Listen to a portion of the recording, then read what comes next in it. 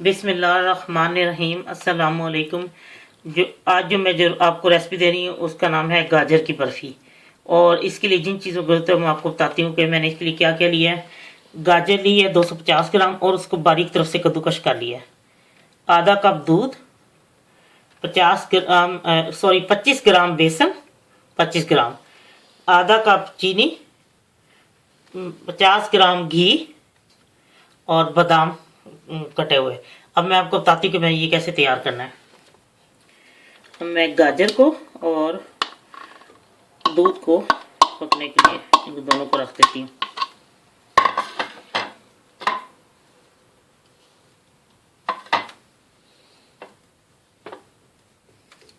अब मैं इसमें दूध भी डाल देती हूँ। ये जितनी देर ये पकता है दूसरे फ्राई पैन में मैं आधा घी लेके तो उसको बेसन को फ्राई कर लेती हूँ। ये दूध के साथ जो मैंने गाजर पकाया है वो बिल्कुल खुश्क हो चुका है। सॉरी, मुझे आप लोगों को बताना याद नहीं रहा कि आधा कप मिल्क पाउडर है। ये ज़रूर बीच में नोट कर लें, मुझे गलती से मुझे एक तरफ पड़ा रह गया, मुझे याद नहीं था रहा। तो ये आधा कप मिल्क पाउडर है। अब मैं इसके बीच में जो मैंने उसमें थोड़ा सा मक्खन वो जो घी डाल के मैंने उसको फ्राई किया है बेसन को। अब मैं बाकी का घी इसमें डाल के तो इसको भूनती हूँ थोड़ा सा, और साथ ही मैं इसके बेसन भी बीच में डाल देती हूँ। वो बेसन मैंने जो फ्राई किया था इसको बीच में इसके डाल देती हूँ। अब इन दोनों को मैं भूनती हूँ, फिर मैं आपको दिखाती हूँ। अब ये भून चुका है और अब मैं इसमें चीनी डाल दूंगी।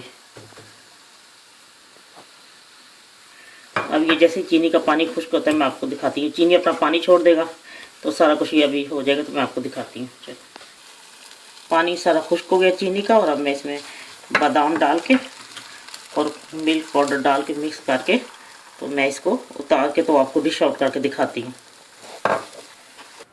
अब मैंने इसको डिश आउट कर दी। जब ये ठंडी हो जाती है तो फिर मैं आपको इसकी टुकड़ियाँ काट के दिखाती हूँ।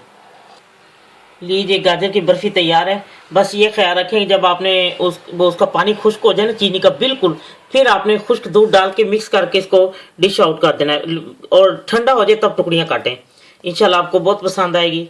और प्लीज़ अपने कमेंट्स देना ना भूलें और सब्सक्राइब करना ना भूलें। अल्लाह हाफिज़।